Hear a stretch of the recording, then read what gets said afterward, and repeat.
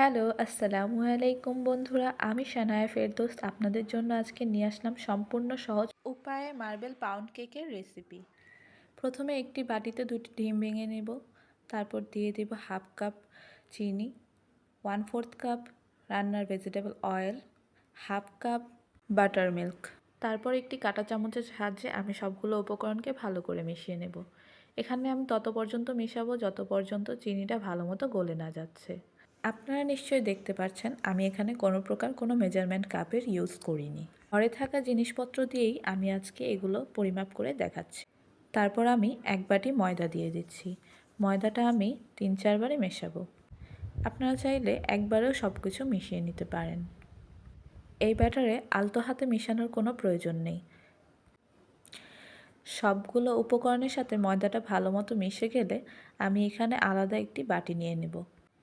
আমি যেহেতু আজকে মার্বেল কেক তৈরি করছি তাই আমি আলাদা একটি পাত্রে কেকের কিছুটা ব্যাটার নিয়ে নিচ্ছি।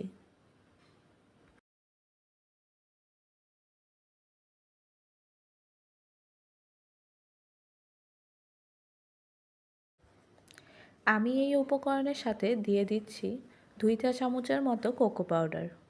এইবার কোকো পাউডারটি আমি মিশ্রণের সাথে ভালো মতো মিক্স করে নেব। এমনভাবে মিক্স করতে হবে যাতে কোনো গুটি গুটি না থাকে।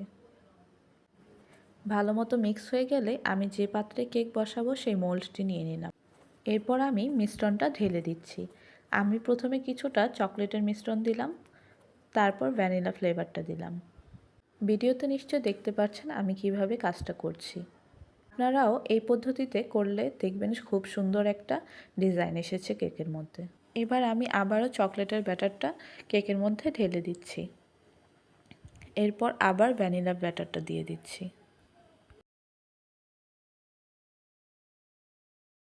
তারপর একটি কাঠির সাহায্যে আমি কেকের ব্যাটারটা নেড়ে দিচ্ছি। এতে কেকের ভিতরে খুব সুন্দর একটা মার্বেলের ডিজাইন এসে পড়বে। তারপর আমি কেকের উপরে কিছুটা চকলেট চিপস দিয়ে দিচ্ছি। এতে করে কেকটা দেখতে যেমন সুন্দর লাগবে, খেতেও মজা লাগবে। আজকের কেকটা আমি চুলায় বেক করছি এবং এই কেকটা বেক হতে সময় লেগেছে আমার 45 মিনিটের মতো।